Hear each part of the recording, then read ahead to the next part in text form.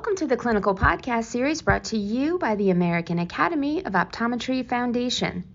Today's episode is entitled Effect of Latanoprostene Bunod on Optic Nerve Head Blood Flow. I'd like to thank our topical editor and host, Dr. Mika, and our topical expert, Dr. Andrew Mick. And now it's my pleasure to begin today's podcast.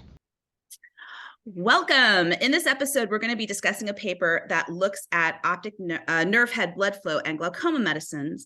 I'm Dr. Mika, and our guest expert for this episode is Dr. Andrew Mick. Dr. Mick is an attending at the San Francisco VA Medical Center, where he works with many veterans with glaucoma. Welcome, Andrew. Welcome, Dr. Moy. Good to see you. Good to see you too. Today's article is titled The Effect of Latanoprostene Bunod on Optic Nerve Head Blood Flow by Dan Samaha and his colleagues, and it was published recently in the Academy's journal, Optometry and Vision Science. So, Andrew, what hypothesis did the authors want to explore in this paper? The hypothesis they were looking to explore was essentially the addition of the nitric oxide donating moiety that's in latanoprostene Bunod. Does that result in an increase in capillary oxygen saturation and capillary blood volume in the optic nerve head vasculature? Boy, that's a mouthful. So why is that important to know? Well, and this is what I think is really interesting about this article. You know, the only way we currently treat glaucoma is to lower the intraocular pressure. Right. But we know that glaucoma is multifactorial. And Right. most of us, I think there's a general belief that part of the pathogenesis of glaucoma is a dysregulation of blood flow at the optic nerve head. Mm-hmm. So if you have a drug that, in addition to lowering intraocular pressure, also increases optic nerve blood flow, there would be an additional benefit to just lowering the IOP by essentially fighting this vascular dysregulation resulting in hypoxia in glaucoma patients. Okay, so what did this paper find? So I don't know about you, Dr. Moy, but when you read this, did you have to go look up what the particular technology was that they used to actually measure this? So they use this very interesting technology called multi-channel spectroreflectometry, and hopefully that's the only time I have to say this.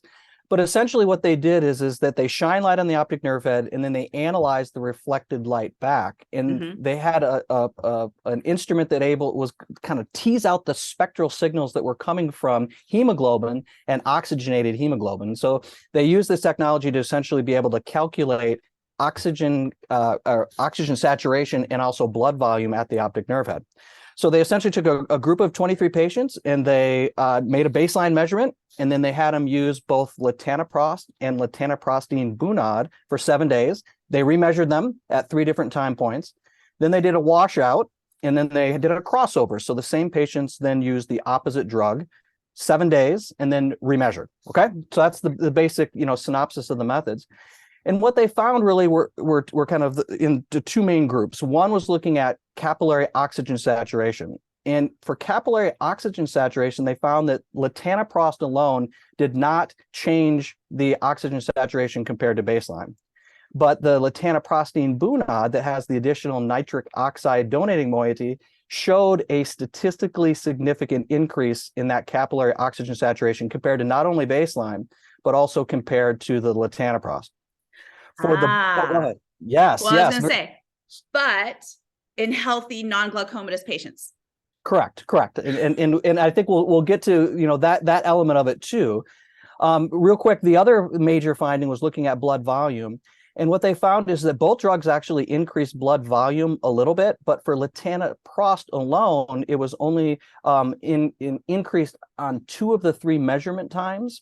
So it wasn't a big effect, whereas for latanoprostene Bunod, it was, again, statistically significantly increased compared to both baseline and compared to latanoprost. So the addition of that nitric oxide moiety resulted in a higher level of oxygen saturation and capillary blood volume compared to baseline and compared to latanoprost alone. So that seems to give us hope that maybe this is actually doing what we want it to do when we have a 1-2 punch. But as with any new medicine, often there are barriers to access that new medicine in terms of insurance coverage. It's more expensive to start with, et cetera. What are you finding at the VA? Do you have access to this medicine? Yeah, it is. It's what we call a non-formulary drug, meaning that it is available, but you have to kind of meet a certain level of evidence to support it because it is much more expensive than the generic alternatives that also lower intraocular pressure. So at RVA, we have to show that they failed multiple other glaucoma drugs that are generic because of the increased cost that's associated with this drug.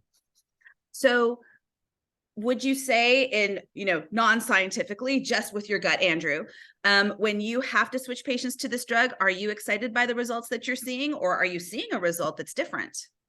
Well, the really hard part, and really this gets to the challenge with showing a true neuroprotective effect in glaucoma drugs, is that you have to follow these patients out for many, many years. Glaucoma is a slowly progressive disease.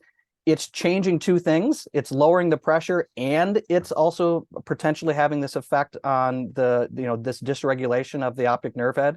So what we really need is essentially a study that prospectively follows patients in these two arms for a prolonged period of time with glaucoma before we'll really be able to know. I will say that, when the rubber hits the road, I definitely think in a patient that, continues to progress despite the IOP being at what we would think would be low enough to stop progression, or in a patient that we're down to our last alternative, that, considering using this drug that may have the secondary mechanism, even though right now it's still theoretic, would be something that would be considered. Well, fantastic. Well, let's end it there with hope for our glaucoma patients. Thanks, Andrew, for joining us today. Thank you, Dr. Moy. And a special thanks to CooperVision for their educational grant to make it all happen.